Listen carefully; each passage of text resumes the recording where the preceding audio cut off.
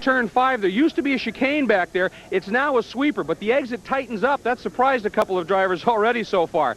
The end of that long back straight into turn 6, they've widened the approach from 4 lanes to 7. Lots of different lines to try some passing in to that tight 90.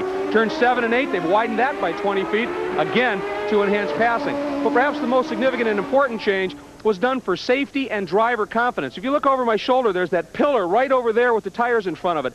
Last year, that bisected the track. As the drivers would approach it at some 200 kph, if you stayed right, you'd brake going to pit lane. But if you were going to finish your lap, you'd aim at that pillar, dive to the left of it, and then exit out very close to the pit wall, the concrete here. Very scary. What they've done this year is they put in a dogleg. It goes left-right. You get rid of speed, and you do it sooner. It dogleg jogs you to the left of that pillar. Then you accelerate all the way through the final turn. It's much more confidence-inspiring, and you get through it cleaner. And if you get that dogleg right and the guy in front of you bobbles, that big new wide passing area down in turn 1, it's beckoning. And Greg, the track is already beckoning the drivers out for qualifying with Gilles Defert. And Gilles, you've been out there already. You've seen the changes. What do you think so far? I think the changes are positive. Certainly address the concerns we had over the last turn here, and they changed the chicane there at the back, so hopefully to improve overtaking opportunities in the end of the long straight. You know, that made quite a difficult turn there, and but it's okay. What's your sense of your plan for qualifying right now? I'm sorry, I didn't hear you. What's your plan for qualifying right now? What's the strategy? Well, we'll see. I mean, we'll go out there and do the best we can. We hope to qualify in the top 2 rows. Thanks. Thank you. Brian? Thank you, Tom. That's Gilles Defert, and he'll drive for Roger Penske next year. There is Juan Montoya's car. Up next, if you're a mechanic, hey, there are a lot of jobs available. The help wanted signs are out for the IndyCar circuit.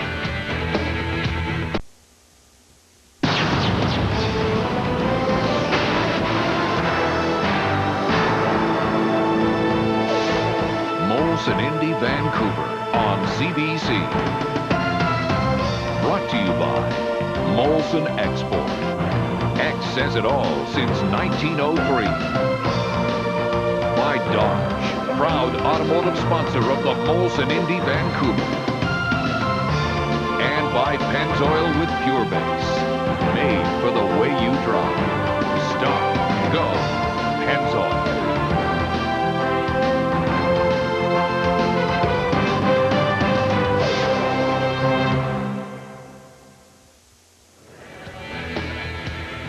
And on this Saturday afternoon, back live in Vancouver, still to come highlights from final qualifying held earlier today here in Vancouver. Well, yesterday, players announced that 3 young drivers will compete for the position held by Greg Moore. He's moving to Roger Penske with Gilles Defert at the end of the season.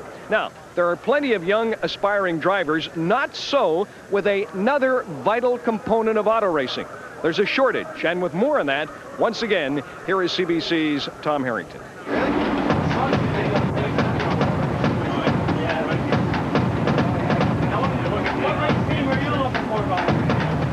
A rocket launcher in a kart paddock? Not a stretch for the crewmen who spend hours a day building and rebuilding these land rockets of motor racing. But just like the Army, kart needs new recruits today more than ever.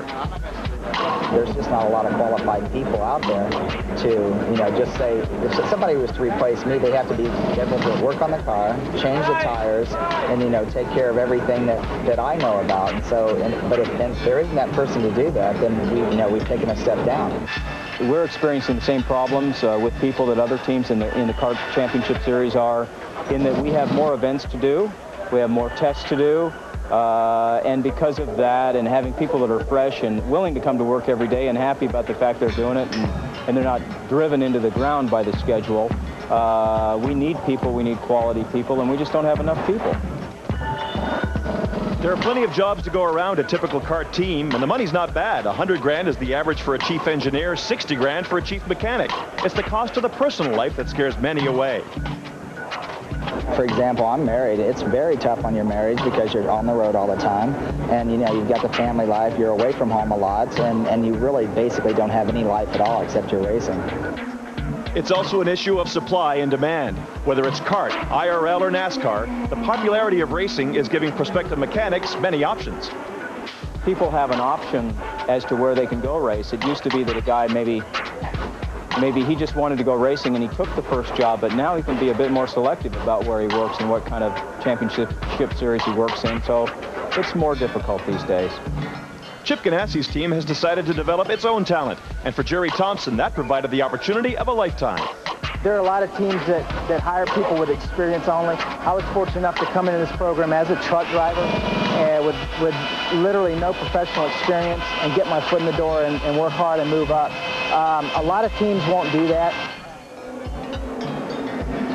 We decided we would undertake what we call an apprentice program. The first year we brought 2 people in, the next year 3, the next year 4, and now it's 6 people.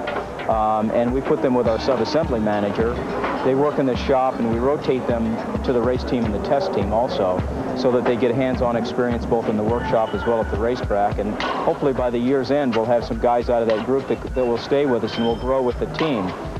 The mechanics as a group are also trying an innovative approach to address the crewman shortage. A school has been established in Indianapolis to attract and train the next wave of mechanics, and the first prerequisite will be desire. Basically what we're doing is we're going to take students in and, you know, we're going to do a huge background check for them to see if they're really interested in doing the thing. And then we just take them through everything, absolutely everything. Everything that they want to learn, we'll teach them that. It is hot, hard, unheralded work, and it's not for everyone. But if you love the smell of the grease and the roar of the crowd, as the saying goes, there's no life like it. Start, you know, at the bottom. Just get in there and wrench with somebody. That's the biggest thing, is getting experience, getting to know people. Once you get around and people see you're willing to do this for free, they're going to know that your heart's in the right place and that you'll, you know, you could do it professionally. Speaking of doing it, this is a very busy area this weekend. The Pacific National Exhibition, the P&E's in full swing. You've got the Air Canada PGA Golf Tournament at Northview and nearby Surrey. This weekend, and this event gets bigger and better every year, the Molson Indy Vancouver will draw in excess of 150,000 for this weekend. It is more than a race, as we hear from the general manager of the Molson Indy Vancouver, Stuart Ballantyne.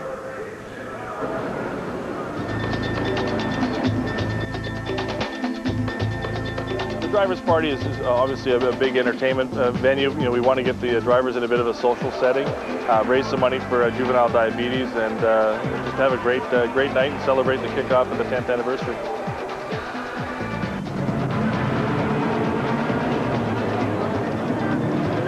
We always say see it live. If they've never been to a car race, you know, that's certainly the major thing that we're doing here. And people get a whole different perspective of car racing when they come and see it live. But there's a lot of things that they're going to do. They're going to get to see some bands. They're going to get to see some celebrities, the drivers themselves, which we feel are probably the biggest celebrities here of the weekend. And there's a lot of them, about 200 drivers here.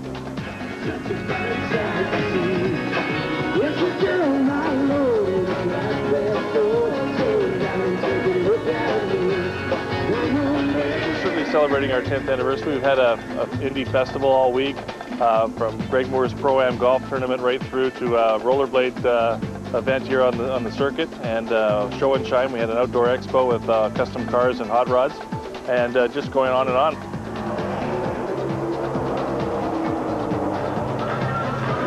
Well, we've always said that the Molson Indy is a lot more than just a race. It's an event, it's a happening. We've added the Molson Extreme Party Barge, and I think people are having a good time on that. It's pretty early in the morning, but they're having a good time.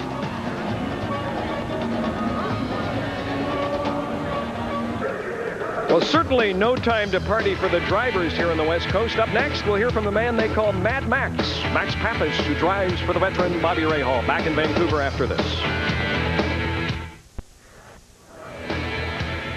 Those Twin Peaks are known as the Lions, part of the coastal mountain range overlooking downtown Vancouver. A lot of people, in particular people from the east, think the Rocky Mountains overlook Vancouver. Not so. It's the coastal mountain range. The Rockies are far east of here, near the Alberta border. As a driver, Bobby Rahal won a total of 24 races. Now, knowing how to win and how to choose a winning driver don't necessarily go, shall we say, hand in glove. The new driver for Team Rahal this year is Max Papis, last year's most improved driver. Rahal believes Papis will win on the kart circuit.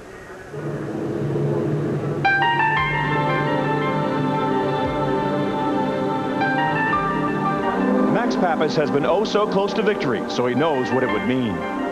It's a lot of years of pushing hard, of sacrificing, of willing to win. And that moment, that second when you start cross finish line first, it's only yours. You know, it belongs to you, and belongs to all the people that helped as well to build that. Max Papis is going to see an incredible sight next time around. The white flag will tell him just 2 miles, 1 lap to go. Last race in Chicago, Papis earned his first pole. But the 29-year-old from Italy will never come closer to the checkered flag than he did at Michigan. He led the final lap. He was 2 miles from victory. Will Max Papis become the 3rd first-time winner this year? It sure looks that way. He runs out of fuel. He runs out of fuel. Come on, scream fast. Come on, scream I think fast. Michigan was a fantastic day for us. You know, we ran very, very strong. We were very competitive. And you know, that's how the sport is. You know, like we went so close to achieve my first ever win, and we couldn't really make it. But that's gone. You know, I'm looking for at the positive side of it. You know, we were very competitive, very fast all weekend, and you know, I know that the win will come. Team owner Bobby Rahal needed to replace himself as lead driver this season. He surprised everyone by choosing the animated Papis, who drove 3 years for our Sierra Wells. Having Bobby with me means a lot, because not only provided me, you know, with Ford engine and a good group of people, but the most important thing is that he's there with me. He's my friend, he's my suggester, and I'm sure that my first win will be like his first win. He's there with his heart with me, and that's what it counts for me. The guy doesn't run right up front all the time. They say, oh, well, he must not be a very good driver, but equipment plays such a huge role in your performance as a driver that, you know, I felt just by seeing him in these different situations that he was the kind of guy that, you know, would do well with us. So we got together, and I have to say he's lived up to our expectations so far. When Papis joined Team Rahal, he was replacing a living legend. But when he first drove in kart, he was taking the place of the late Jeff Krosnoff. He was killed in Toronto back in 1996. I feel that going on and trying to win races, I'm carrying on his will to succeed. And I think about him a lot of time. I think about him, you know, every time, you know, even when we went this year back in Toronto, you know, I'm a man with feelings. So I think that Jeff's moment was very unfortunate one in life, not only motor racing, but he built his life around very solid values. And I have solid values as well that comes from my family. And I think that my first win and good succeeding this year with the Miller car, it's kind of perpetuating and keep going on the dream of other people as well. So I keep fighting very hard for that.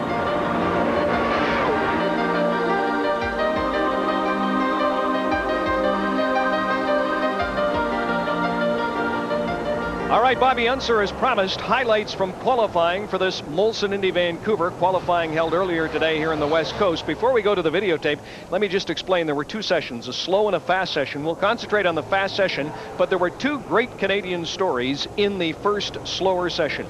Paul Tracy has had an unbelievable weekend so far. Here's Tracy in the slower session. Now, Tracy was second fastest yesterday to his teammate Dario Franchitti, but the sides of his car were too low. He had an aerodynamic advantage when they measured it after the run. He was disqualified, sent to the back. Here he is from the slower session today, turning in an unbelievable lap of 1:913 seconds. You know, they didn't know yesterday that today was going to be so cloudy and a lot cooler. He had a perfect day, and look at him. He's a man on a mission. That's a determined mind, especially when they disqualified his day before qualifying.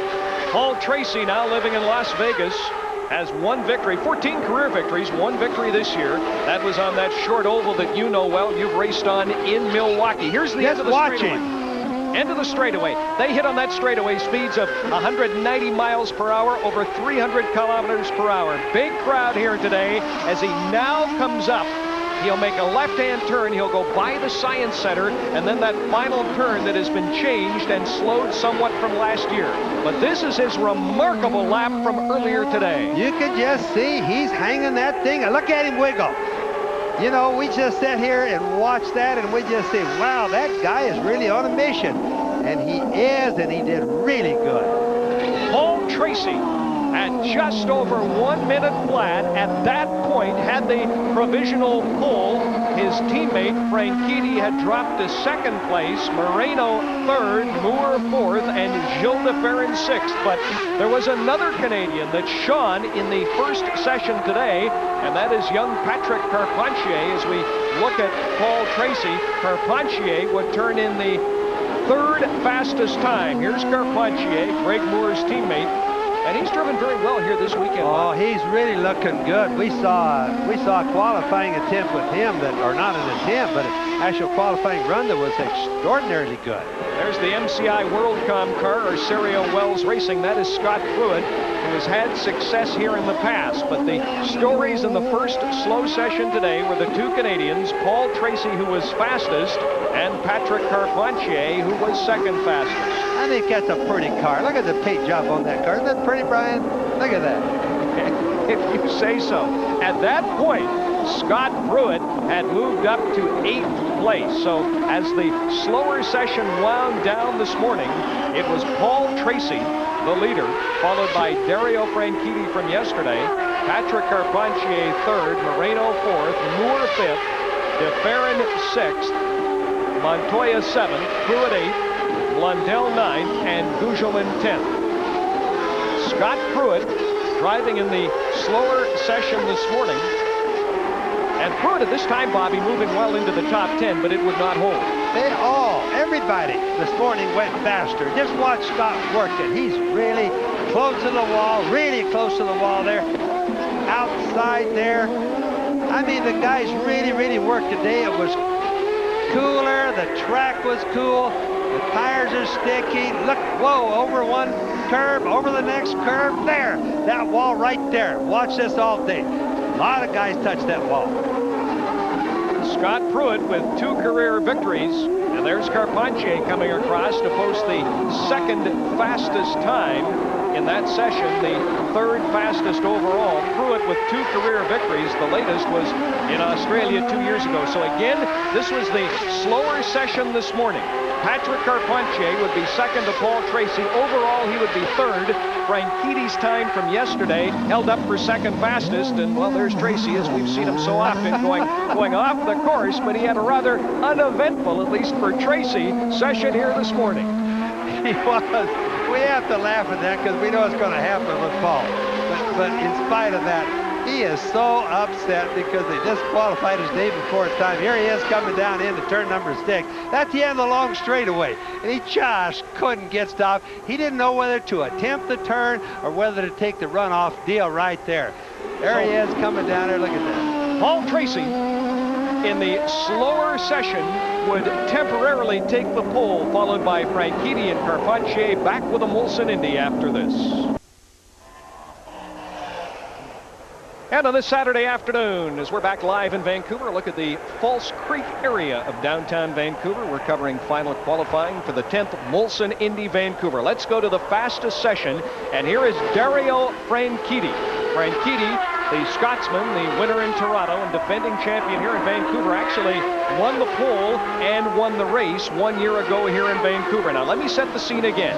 At this point, Franchitti was second fastest. That was based on his time yesterday. His teammate, Paul Tracy, had gone out in the slower session, and Bobby, at this point, Paul Tracy was sitting on the pole, and Franchitti was stunned by that time turned in by Tracy.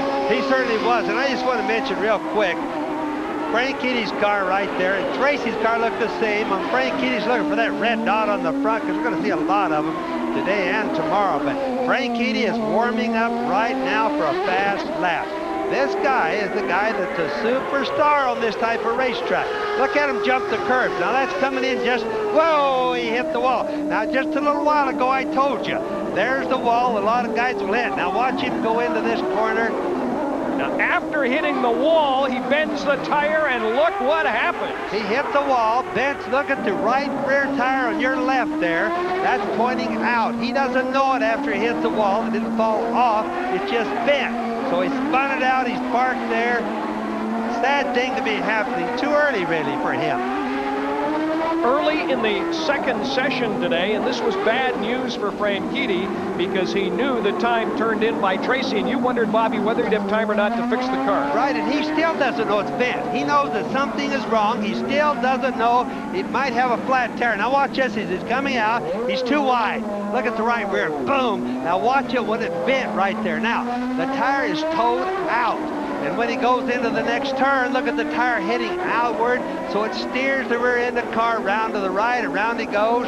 He's still driving it. He doesn't know what's wrong with it, but he knows there's something wrong. So he goes to the pits, and they start working on it. So Dario Franchitti, at this point, still standing in second place behind his teammate, Paul Tracy. Tracy looking on in the pits, and at this point, Paul Tracy was on the pole, followed by Franchitti, Carpentier, Moreno. Moore was 5th, DeFerrin 6th, Montoya 7th, Pruitt 8th, Blundell 9th, and Gougeot in 10th. Yes, and you can look at Tracy's face. Kind of happy because, man, that Franchitti is tough, especially on this type of a course.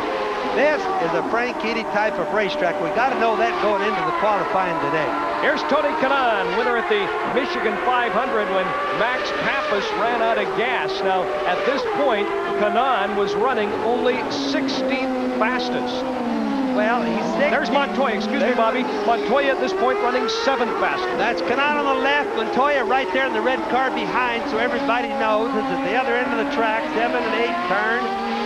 There's Kanaan coming out. They come out really close to the wall there. I'm going to explain some of the track occasionally as we go around.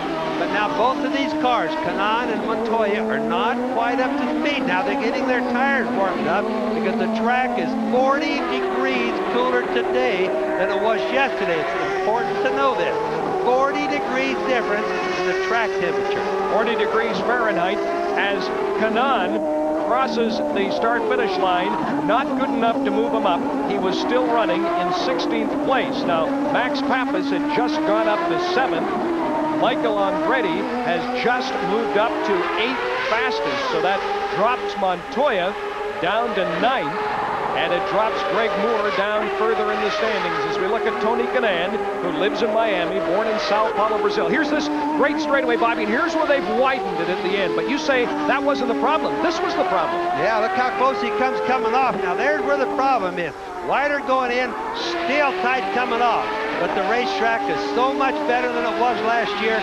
We hear no driver complaints so far. Now, normally we don't get those complaints till tomorrow anyway. Look how hard Kanaan is working. You can watch the cars and tell the guys are warming up or if they're trying hard by how much the cars are dancing around. Look how close he came to the wall right there. These are cement walls. They don't have any extra room. They're using up every inch that there is, and they wish that it was a little wider sometimes. And Kanaan at this point still standing 16th fastest. Here is one of the great stories. This is Roberto Moreno. Moreno, a substitute driver for the injured Christian Fittipaldi with Carl Haas and Paul Newman, at this point is about to go 2nd fastest. Michael Andretti had moved up to 3rd fastest, so at this time it was Paul Tracy, followed by this man, Moreno, Andretti, Franchitti, and DeFerrin. But Moreno, a great story, Bobby. Yes, he is a great story. He's a little tiny guy from Brazil. What we call him is a rental driver. He's the guy that comes in every time a driver gets something wrong with him and has to lay off for a few weeks. He comes in and subs for him, and by golly, he is so fast, and yet can't seem to get a regular ride. Speaking of fast, he crossed at 1 minute. .976, his best time of the day, but at this point was still second to that amazing time turned in by Paul Tracy. Just imagine that. Here's this rental driver. This guy that theoretically nobody wants. Used to drive for Rick Gallows many years ago. Got the best personality of anybody you could ever believe. He's just full of excitement all the time. The guy's showing everybody he's a good race driver. He very seldom makes mistakes. Using all the racetracks. You can see how nice a job he's doing. Bobby, he was 4th in Toronto. He doesn't have a full-time ride. Where would you think he might end up next year? He's got a couple of offers now. Everybody's starting to take him serious. He could end up with Pat Patrick. He could end up with Derek Walker next year. But there's a lot of the car owners taking a look at that little guy. Derek Walker's lost his driver, Gilles DeFerrin. Gilles DeFerrin will join Greg Moore driving for Roger Penske. And And as Moreno would cross the start-finish line for a second time, still not quick enough to catch Paul Tracy. So at this point, Paul Tracy was still the pole sitter, followed by Moreno. As he looked on, Michael Andretti had moved up to third. Franchitti had dropped down to fourth, and Gilles de Ferran was running fifth. Remember, there's only 1/10 of a second difference between those two. Now, that shows you how competitive this thing is getting to be today. Speaking of Gilles de Ferran, here's the driver from Sao Paulo, Brazil. He has 3 career victories, the latest this year in nearby Portland, Oregon, just south of here. Now, this was a big, big run for de Ferran, who's leaving Derek Walker. He crosses the finish line. De Ferran, at this point, moving into third place. So it was Tracy still on the pole, followed by Moreno, de Ferran, Andretti, and Franchitti. Now, there's the team. Derek Walker's team owns that car that lost his sponsor and lost his driver at the same time, and there's nothing wrong with that team. Derek Walker puts up a good car, because remember, the drivers don't carry the cars, the cars carry the drivers. Bobby, we will talk about this at length tomorrow during the race as he comes down to the end of the Quebec Street straightaway and into turn 5 and 6. What about the war between CART and the IndyCar Racing Series, the Indy Racing League, as we look at Juan Montoya? That is hurting open wheel racing. Do you see that getting settled? It's definitely. You don't see it in Canada. The Canadians don't get involved in this war. But the United States, it's a terrible war that's been going on. And my predictions are it's going to semi-straighten out for this next year. I really honestly going to think, whoa, look at that. There's Montoya there. I really honestly going to think that you're going to see some announcements come up pretty quick. Maybe they won't be completely what we want to hear, but I think a year after next, you'll see these two organizations merge into one, and you'll see championship or open wheel car racing go back to its old days and start nipping at the stock cars again. So you will see the Michael Andretti's and maybe the Juan Montoyas returning to the Indianapolis 500. Yes, and everybody. The fans in the United States want to see that so bad, they're just crying for it. And I think even all of these car owners are getting humbled, and I think they're going to do it. They're getting humbled because Toronto and Vancouver keep increasing the attendance. The television ratings are huge in this country, but it's a very different story in the United States. NASCAR is killing them. Every year here in Canada, new records. Every race, every year, bigger crowds, new records for attendance. TV ratings are good. In the United States, they just go down. Montoya into the start-finish area, and at this point, Montoya would go second. So now, Paul Tracy was still on the pole, but Montoya had gone second, Moreno third, de Ferran fourth, Andretti fifth, Franchitti sixth, Carpentier seventh, Jones, P.J. Jones was running eighth, and there's Greg Moore, who was running ninth at this point. Watch this guy right here. There's Montoya. His car is starting to quiver, starting to jump around on the racetrack. He's on a fast lap. He's on a fast lap, but you can watch the cars and tell when they're really on a fast lap. This is the guy right here, down in the end of the long straightaway, really close to that wall, almost in it there. Another real quick right-hand turn here, fast turn, straightaway, another fast one, a straightaway right here. Now this is going to be a left. It's going to come up into the chicane. Here's where you can really pick up a little bit of time if you get in and out of here just right. Up on the curve a little bit. This goes engine. Really good. Into the start-finish line where we are. And as he crossed the start-finish line at this point, Juan Montoya moved into first place. So he was the pole sitter at this point. Paul Tracy there had fallen down to second. Back with more from Vancouver after this. And on this Saturday, we approach 5 local time, back live in Vancouver. That is Science World, adjacent to Falls Creek here in the downtown area. Let's go back to qualifying from earlier today. Here is Juan Montoya. At this point, there's Greg Moore. At this point, Montoya was the fastest, followed by Paul Tracy, Dario Franchitti, Moreno, de Ferran, Andretti, Carpentier. P.J. Jones, a great story. We'll see him in just a minute, was 8th. And we're looking at Greg Moore, who at this point was running in 10th place. Trying hard. You watch that car, his jumping out. But Greg, just, you can watch him. He's just not going as fast as he should. Watch him. He's down into turn 6, really wide getting in. Got a really good line through there. Now watch here. There's another right-hand turn here. It's interesting with Greg Moore, Bobby, that he is from nearby Maple Ridge, British Columbia, but in 3 previous appearances here at the Molson Indy Vancouver, Greg Moore has yet to finish this event. Well, sometimes just don't work out that way. But you can't say the guy is slow. He's always fast. He's always a comer. We'll look for him no matter what his qualifying problems may be. We'll look for him to be very fast tomorrow in the race. You surprised that Moore is joining Roger Penske next year? No, not really. You know, a driver needs a change every now and then. No driver's going to stay one place very long like Rick Mears did with Penske. They just change every now and then. Sometimes it's just a good, healthy atmosphere to do that. Juan Montoya, again at this point the leader. Moore, as he crossed the finish line, did not improve his standing, so Greg Moore was still running in 9th place at this point in qualifying from earlier today. P.J. Jones, a tremendous story. We'll see him in just a minute. This is Mauricio Gugelmin driving for Pac West, and Gugelmin at this point, Bobby, had the 7th fastest time. He has one career victory, and it came here in Vancouver in 1997. Yes, he's been good all weekend, been pretty fast. In fact, both of the Blundell's car too, both the Pac West cars, they've been fast this weekend. Good race team right there. The Mercedes engine, I noticed the Mercedes mark on there, isn't quite as good as it should be right now. A lot of them are complaining about the lack of power. Moore again crossing the start-finish line, and this time he had dropped down to 11th place as Blundell had moved up ahead of him. So Mark Blundell, you talked about how well he's been driving, at this point had dropped Greg Moore, the Maple Ridge native, down to 11th place. Keep in mind, that's another Mercedes engine that we've been getting a lot of complaints about. Here's a Honda engine, and here's a fast man here. There's Dario Franchitti. And watch him. He's really working hard. You know, I kiddingly told you a little while ago, Brian, there isn't a place on this wall he hasn't rubbed while he's been here today. Here's this Quebec Street straightaway, 190 miles per hour.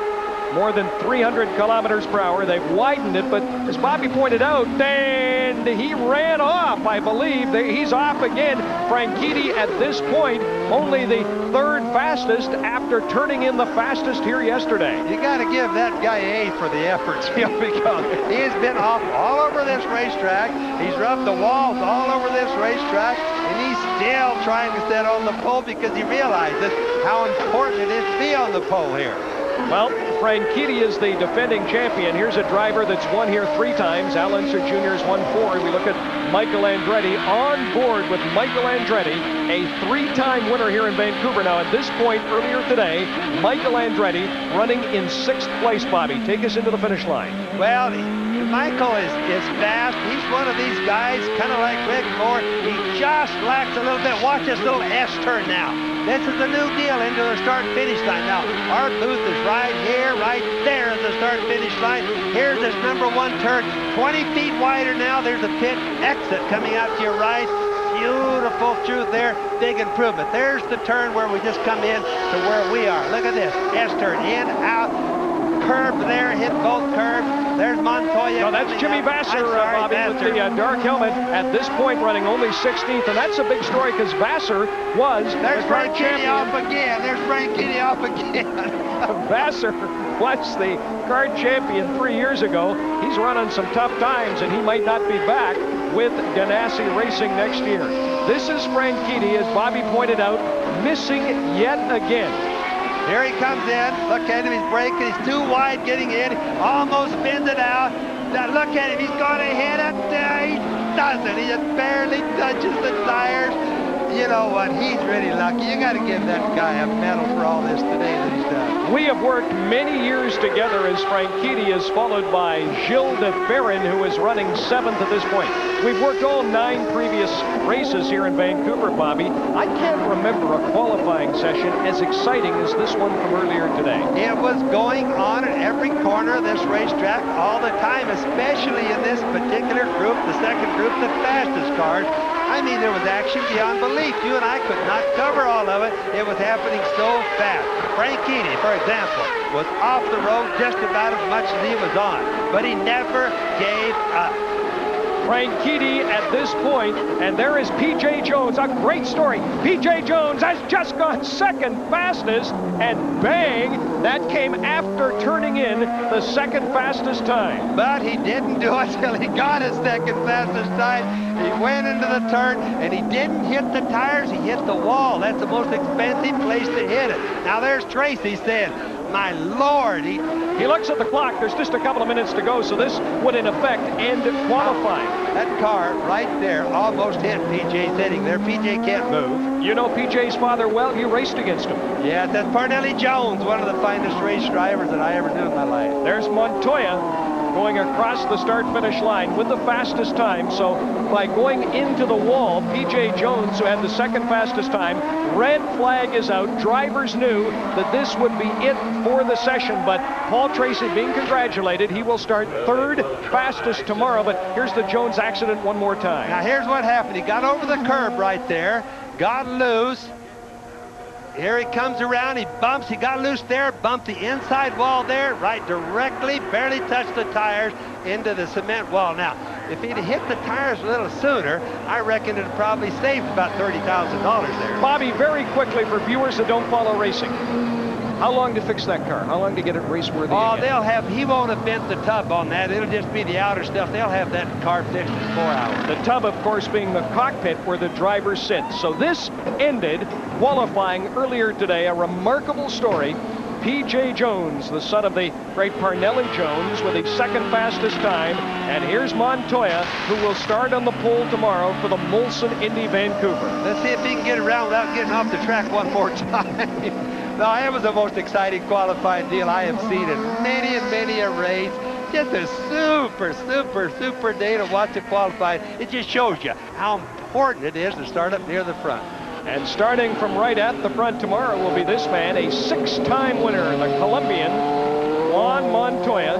He has 2 victories in a row coming here to Vancouver, won the last race in Chicago. So Montoya sits on the pole, followed by young P.J. Jones. Paul Tracy with a remarkable day after being disqualified yesterday will start third.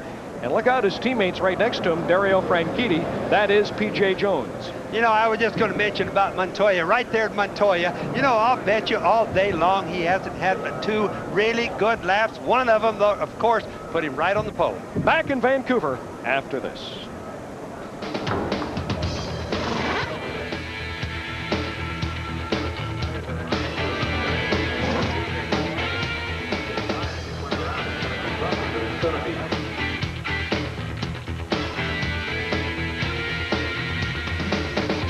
Never give me the board.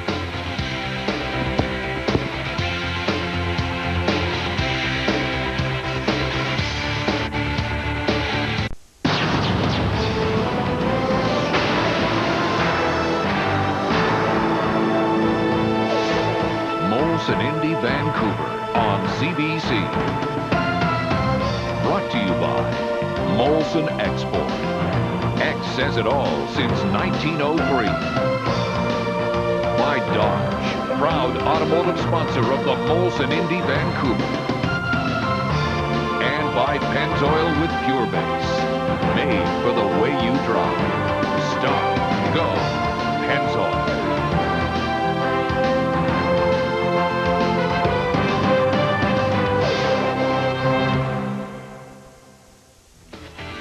And back live in Vancouver on this Saturday afternoon, Juan Montoya, the young sensation from South America, has the pole position for tomorrow's Molson Indy Vancouver. Now, Montoya has won 6 races. That breaks the rookie record of 5 set by Nigel Mansell. He also has 6 poles, and following his win on the pole today, he spoke with CBC's Greg Creamer.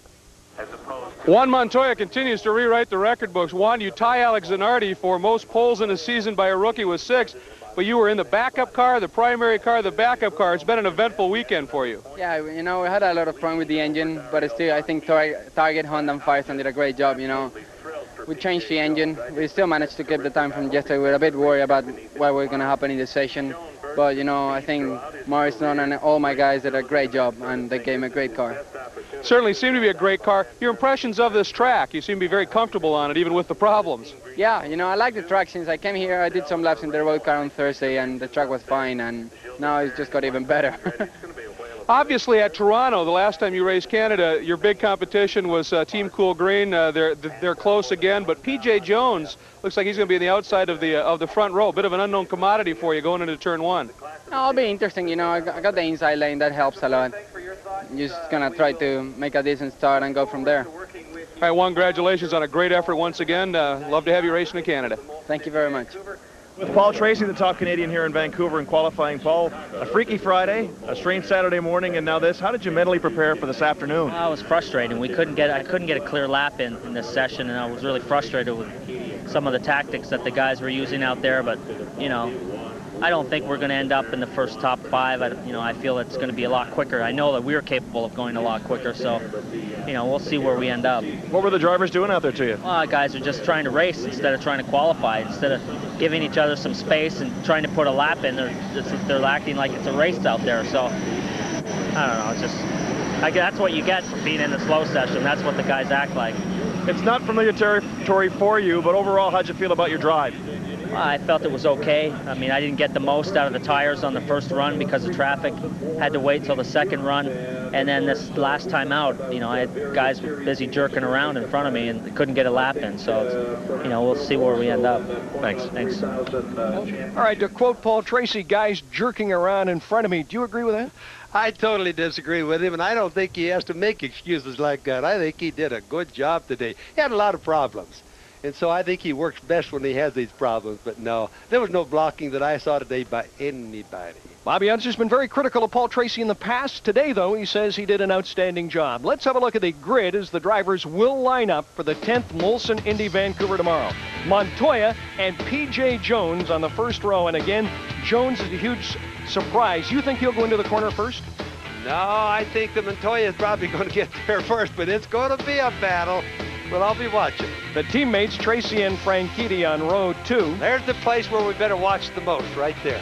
Mark Blundell and Moreno, the super sub on row 3. As we move to row 4, Gilles de Ferran. Michael Andretti's a 3-time winner here. I like Andretti tomorrow. You don't. No, I do like him, but he's starting too far back. Remember, this track is very hard to pass on. Greg Moore and Maurizio Gugelmin will start on row 5 as we move ahead to row 6.